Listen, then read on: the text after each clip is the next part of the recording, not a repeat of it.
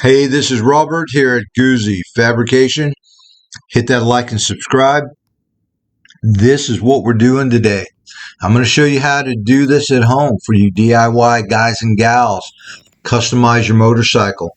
We're getting ready for the Dallas Lowrider Show, and we've got our little project Cholo here build, and it's got a stretched fender, and we're going to be putting 36-inch Samson fishtail exhaust on it.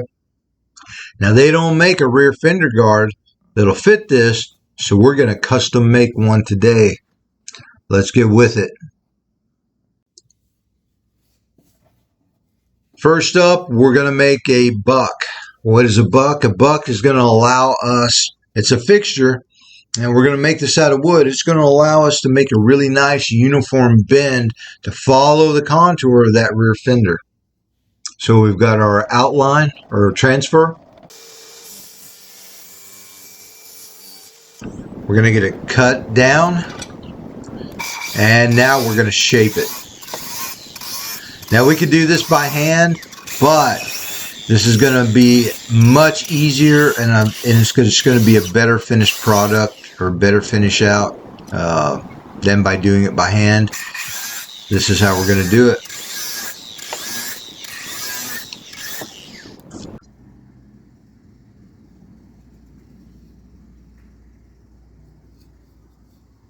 Okay, we're going to check the fit. You notice we have a little overhang. That's for spacing. We don't need it rubbing up against our fender.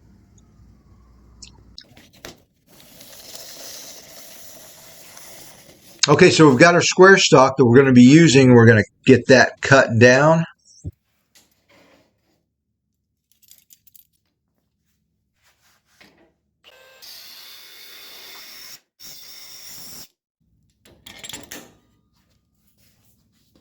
Now, this is a twisting fixture that I made. I've got a video on this if you want to build one for yourself. This can be, you can twist the metal just by clamping it to a table or something like that, heating it up, and then manually twisting it. That way works also. This way keeps it in a straight line. If you do it off of the table, sometimes it'll get a twist in it or be uneven, and you'll have to go back and straighten it up, but you can absolutely do it without a fixture. And what we want to do here is heat it up and make nice consistent twists. We want them evenly spaced.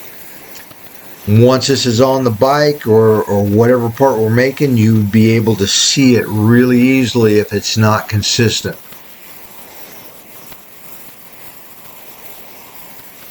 And you can see how this fixture is really keeping it nice and taut, really straight as we twist this metal.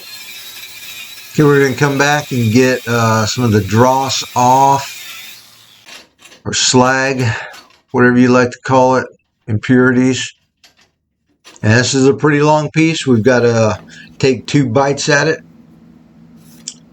Okay, now I'm doing a center line, putting a center line on the buck, because we want to put a center line on our workpiece metal so we get a nice bend, even bend.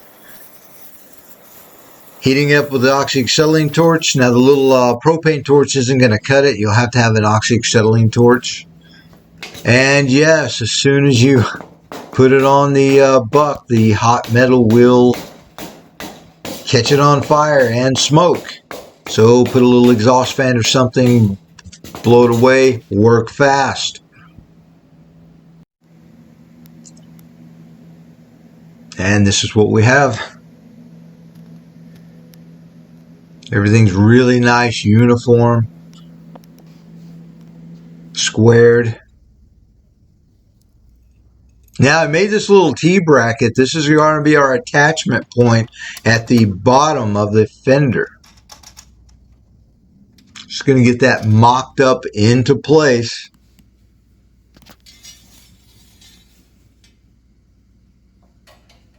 And I should have some tape on this fender so we don't scratch things up, but yeah, I'm going with it.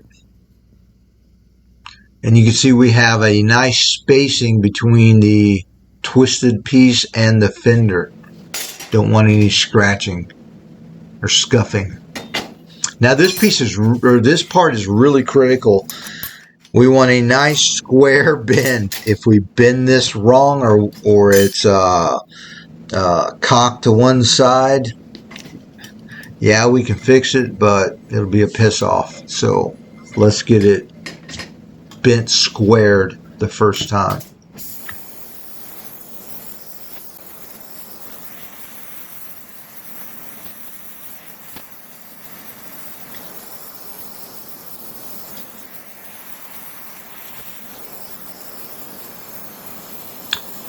And there it is.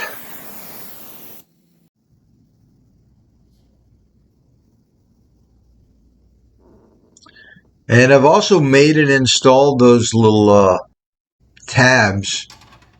We're going to be welding onto those. Those are the top Fender support attachment points. Get the battery disconnected before you weld on your bike.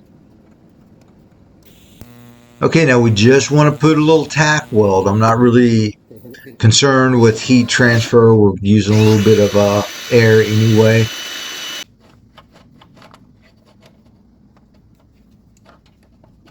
Okay, when we're happy with everything, we're going to get it out and finish weld.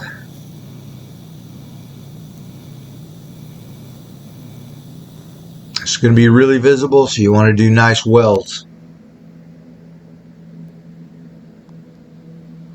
That's what we have to this point. It's ready for the chrome shop. And if anybody's wondering, it was $300 to chrome this piece.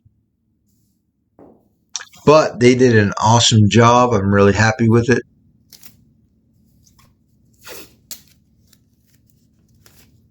And so now we are going to use the tape.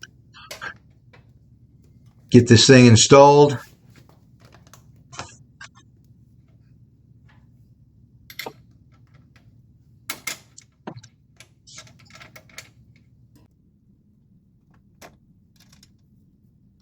And we want to finish out with nice hardware. Don't want to cheap out now. And you can see we have our Samson exhaust already installed. This is really going to finish out the rear of the bike. And it's going to set the bike kind of apart from other bikes. Everybody can, or most bikes, people buy, whatever's available off the shelf. Probably not going to be a lot of bikes with a custom twisted, extended rear fender guard. Hey, really happy with the finish out. Looks great. And that's what it's all about, man. Doing a little bit of custom work to set your bike apart from everybody else's. And there's nothing wrong with buying chrome stuff or off-the-shelf stuff. But, if you could put that, make yours a little bit different, do it.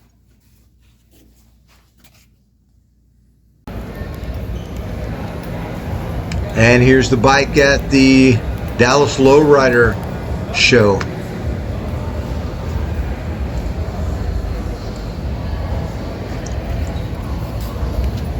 Had a lot of people really looking at that fender guard. Really happy with the finish out. It's time to ride. Hey, like, share, leave some comments, good or bad. As always, thank you for watching.